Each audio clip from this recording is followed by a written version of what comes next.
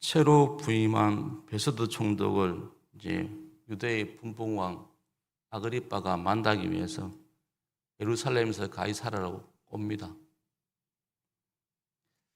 그리고 이제 이 아그리빠가 가이사랴에 왔을 때 새로 부임한 베스도가 가이사랴에 감금되어 있는 바울의 문제를 이제 이야기합니다.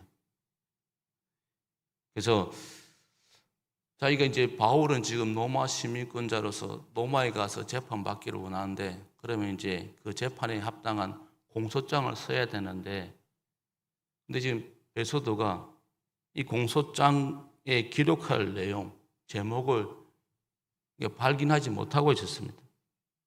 그렇게 애를 먹고 있는데 이제 아그리빠 왕이 찾아오니까 유대 사정에 밝은 아그리빠 왕에게 부탁해서 다시 한번 바울이 자기 변호할 때 배석해서 바울의 죄가 뭔지 한번 이야기해 주면 그걸 토대로 다시 공소장을 쓰겠다는 그런 의도를 가지고 있었습니다.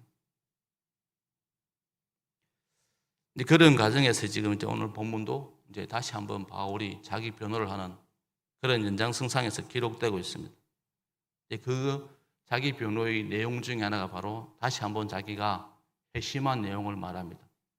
앞서 9장과 22장에서 이야기했지만 다시 한번 바울이 이 아그리빠 왕 앞에서 다메섹의 도상에서 만난 예수님에 대해서 이야기하는 것입니다.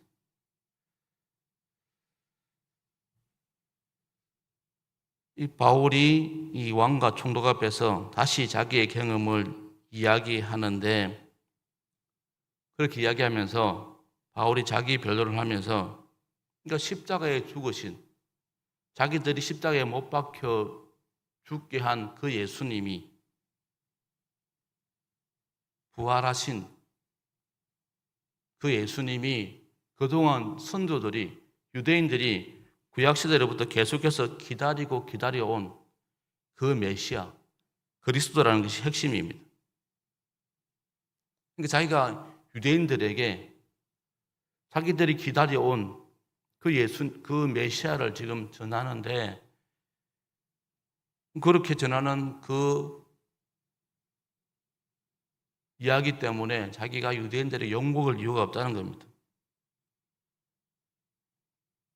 구약시대부터 기다려던 모든 선지자들이 예언했고 그 예언대로 기다리던 그분이 바로 그리스도인데, 자기가 만난 그리스도인데, 그걸 자기가 전하는데 사람들이 자기를 박해하니까 바울이 그에 대해서 지금 다시 한번 변호하는 것입니다. 그러니까 그리스도가 십자가에서 죽으시고 부활하신 그분이 자기들이 기다리던 메시아라는 겁니다. 그걸 지금 계속해서 이야기하고 있습니다. 그렇게 자기들이 기다리던 그분을 자기가 만났고, 그래서 그 만난 예수님을 전하는데 이 내용이 유대인들에게 해가 될 리가 없다는 겁니다. 그러면서 자기가 다시 이렇게 말하는 것은, 사람들 앞에 다시 한번 변론하는 것은, 그리스도에 대해서 이야기하는 것은 바로 자기를 통해서 당신들도, 다른 사람들도 그 예수님을 만나기 위해서 그렇게 한 것이라고 요약할 수 있습니다. 그러니까 다메섹 도상에서 자신을 만나 주신 것처럼, 자기가 예수님을 만난 것처럼 자기를 통해서 다른 사람들도 예수님을 만날 수 있는 그런 일이 있도록 만나게 하기 위해서 그렇게 한다고 바울이 말하고 있습니다. 근데 이제 바울이 계속 자기의 핵심을 토대로 이제 자기 변론을 하는데, 복음을 전하는데, 근데 오늘 본문에서는 앞서 말하지 않았던 한 가지 내용이 바로 14절에 나옵니다.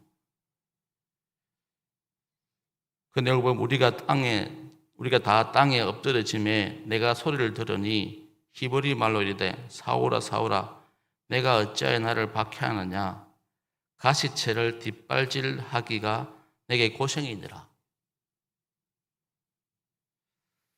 가시채 뒷발질을 하느라 고생이 많다. 이렇게 지금 예수님이 바울에게 말했다는 겁니다. 주님 보시기에 바울의 그 삶이 가시체 뒷발질 삶으로 비춰진다고, 그렇게 산다고 고생이 많다고 자기에게 말했다는 것입니다. 가시체는 그 막대기에, 채가 막대기지 않습니까? 채 끝에 동물의 뼈나 다른 뾰족한 것을 이제 박아 놓아서 동물들이 잘못 갈 때 그 조정하기 위한 도구의 일종입니다. 그러니까 동물이, 짐승이 잘못된 길로 가면 뒤에서 그걸 찔러서 바른 길로 가도록 할 때 사용하는 도구였습니다. 그러니까 이런 가시체 뒷발질이라는 표현은 그 당시 이런 용도로 쓰였는데, 또 이것이 그냥 일상생활에서는 관용어처럼, 그러니까 운명이나 신의 뜻을 거스르는 행동을 표현할 때 사였던 말이기도 합니다. 그러니까 자기가 잘못된 길을 가고, 동물들이, 짐승들이 잘못된 길을 가고 있을 때 이제 그 뒤에서 주인이 그 가시채로 바른 길 가도록 찌르면 아프지 않습니까? 아프니까 이제 반기질로 차게 되는데, 그때 그 찰 때 또 그 차는 발이 또 가시채와 부딪히게 되어 있습니다. 그럼 또 아픕니다. 이것을 지금 들어서 주님이 바울에게 이야기했다는 겁니다. 그러니까 지금 바울 자신이 그 전에 지금 예수님을 박해하는 그 삶이 마치 가시대 뒷발질, 동물들이, 짐승들이 가시채로 찌를 때 뒷발질 하는 것처럼 그렇게 살아왔다는 겁니다. 그래서 표준 세번역에 보면 이 부분을 가시 돋친 채찍을 발길로 차면 너무 아플 뿐이다 라고 표현해 놨습니다. 바울이 이런 인생이었다는 겁니다. 하나님은 우리가 앞서 보시면서 바울에게 여러 가지 경로로 말씀하셨습니다. 그 사건 중에 하나가 아마 스데반 순교 사건 중에서도 분명히 그 스데반을 통해서 하나님이 복음을 듣게 했는데 바울은 그때도 깨닫지 못했습니다. 바울이 그동안 하나님이 여러 번 말씀하셨는데 그걸 알아듣지 못하고 계속 거부했던 삶을 살았습니다. 지금 그 삶을 지금 하나님께서 가시태의 뒷발길이라는 표현으로 지금 말씀하고 있습니다. 바울이 그동안 하나님의 부르심에 그렇게 거부하며 살아왔는데 그것은 바로 이 바울의 무지와 믿음 없음으로 인한 것이었습니다. 그것의 결과로는 철저하게 자기가 자기 민족을 위한다는 명목에서 예수 믿는 사람을 박해했지만 사실 그게 자기를 파괴하는 그런 일이었다는 것입니다. 그러니까 주님이 이끄신 길이 아니라 자신이 이끄는 길로 가다 보니까 아픔이 있었는데 지금 주님이 그걸 지금 말하고 있는 것입니다. 바울이 그동안 주님을 주님 있는 사람 핍박을 하는데 그 모습이 결국 뭡니까? 자기는 자기 민족, 하나님을 위한다고 생각했지만 결국 뭡니까? 자기를 아프게 하는 일이었다는 겁니다. 잘못된 일이었다는 겁니다. 그래서 하나님께서 이 바울이 그렇게 멸망의 길을 가기 때문에 하나님께서 바른 길로 가라고 계속 찌르셨고, 그 찌르심의 절정이 바로 다메섹 도상에서 주님이 바울을 만남을 통해서 해결되어지는 그 모습을 지금 바울이 경험했고, 그걸 지금 다시 자기가 변화할 수 있는 시간에 지금 말하고 있는 것입니다. 하나님은 우리들에게 오늘 바울이 표현한 가시체를 사용할 때가 많습니다. 그때 우리는 뒷발질을 하지 말고 하나님이 우리가 바른 길로 가도록 이러실 때, 내가 바른 믿음의 삶을 살도록 인도해 가실 때 그때 우리가 발길질이 아니라 그걸 하나님의 음성으로 알고 하나님의 뜻으로 알고 우리가 돌아서야 됩니다.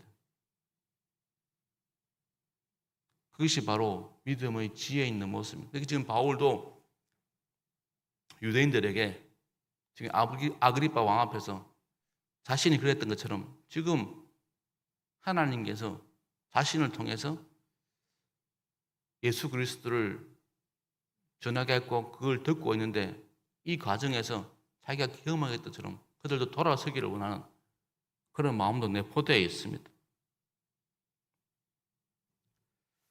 자신에게 예수님이 하늘의 해보다 덜 밝은 빛으로 임하셨던 그 경험을 통해서, 자신을 만나준 그 경험을 통해서 자신이 어떻게 회심했는지 회개했는지 말하면서 계속해서 지금 다른 유대인들도 자기와 같이 그도 그렇게 기다려왔던 그분이 오셨는데 그분을 믿고 영접하라고 바울이 자기 별도로 하면서 지금 복음을 전하는 것입니다.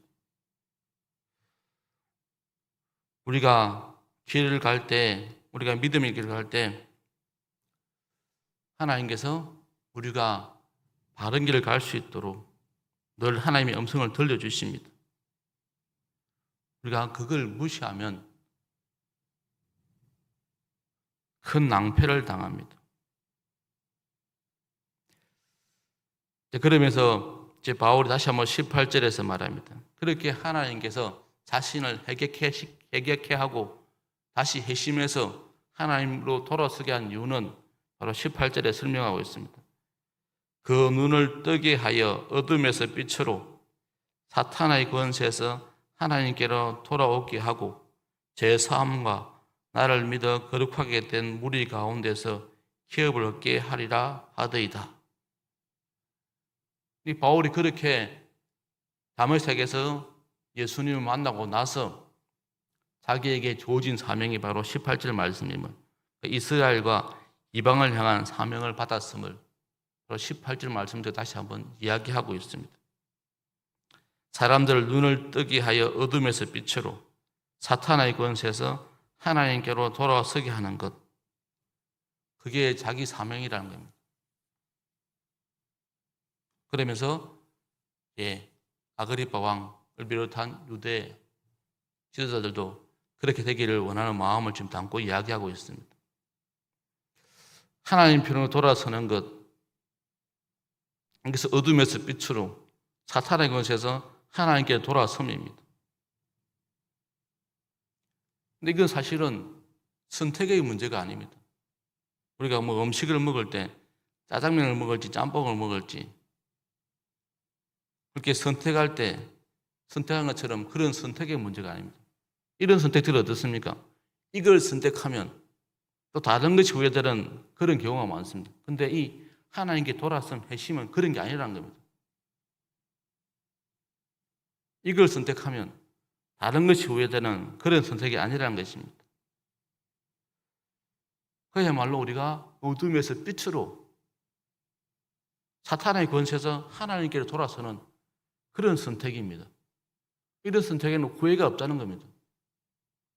어둠에서 빛으로 왔는데 빛이 오고 나서 어둠의 시절이 후회되겠습니까? 어둠의 시절이 그립겠습니까? 그런 선택이 아니라는 겁니다. 또 우리 이 회개는, 이 회심에는 우리가 가던 길을 더 잘 가기 위해서 뭔가, 그러니까 우리가 서울이라는 것을 가기 위해서 가다가 차를 타고 가다가 기차를 타고 그런 것처럼 그런 게 아니라고 지금 또 이야기합니다. 회심은, 회개는 가던 길을 더 잘 가기 위해서 차를 갈아타는 것이 아닙니다. 어떤 사람들은 자신의 인생의 성공을 위해서 이런 모습을 보이는데, 근데 이런 것이 아니라 바로 이 회심은, 회개는 바로 삶의 방향을 바꾸는 것입니다. 하나님께로 돌아서는 것입니다. 그러니까 어둠으로 가는, 그러니까 그 잘못된 길을 더 잘 가기 위해서 뭔가를 바꾸는 게 아니고 완전히 돌아서는 겁니다. 완전히 빛으로 하나님께 돌아서는 그것이 회심이고 회개임을 말하고 바로 지금 그 경험을 했음을 이야기하면서, 그래서 유대인들이 하나님을 믿는다고 나아가는데 그게 잘못됐다는 겁니다. 예수님을 기다린다는데 이미 예수님이 오셨다는 겁니다. 자기들이 십자가에 못 박혀 죽으시고 벌하신 그분이 메시아고 그리스도라는 겁니다. 그러니까 이제 그 그리스도께 돌아서라는 겁니다. 어둠에서 빛으로, 사단의 권세에서 하나님께로 돌아서라고 바울이 자신의 회심을 통해서, 회개 경험을 통해서 다시 한번 다른 사람들도, 다른 이들도 그렇게 되기를 지금 말하는 것입니다. 우리도 믿음의 길을 가면서 회개가 아니라 이런 잘못된 오해 속에서 살 때가 많습니다.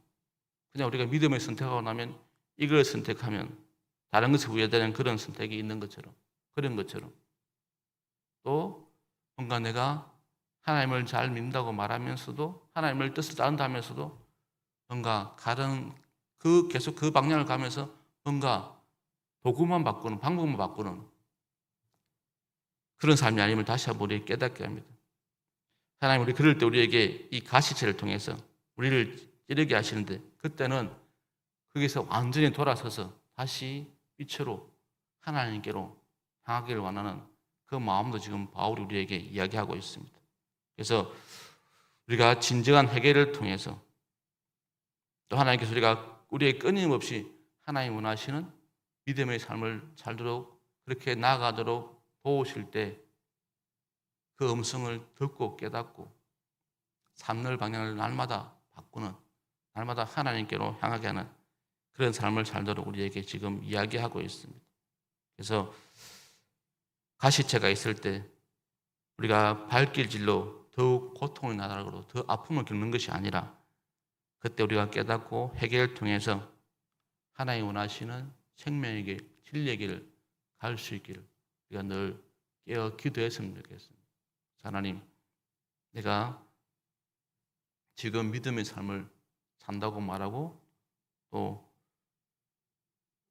내 생각에는 이것이 맞다고 나가는데 그때 이것이 맞는 것인지 우리가 끊임없이 하나님께 확인해야 되고, 또 그때 하나님께서 나를 깨닫게 하실 때 그때는 주저없이 하나님께 돌아서는 그런 믿음의 삶이었으면 좋겠습니다. 그렇게 될 수 있도록 같이 기도하겠습니다. 그러니까 늘 하나님께서 우리를 바른 방향으로 가게 하시기 위해서 음성을 들려주시고 말씀을 깨닫게 하실 때 그때 우리가 무지하게, 미련하게 그것을 외면할 것이 아니라 하나님, 내가 그 하나님 음성에 민감하게 반응하고 내 삶을 돌이킬 수 있도록 같이 기도하시겠습니다.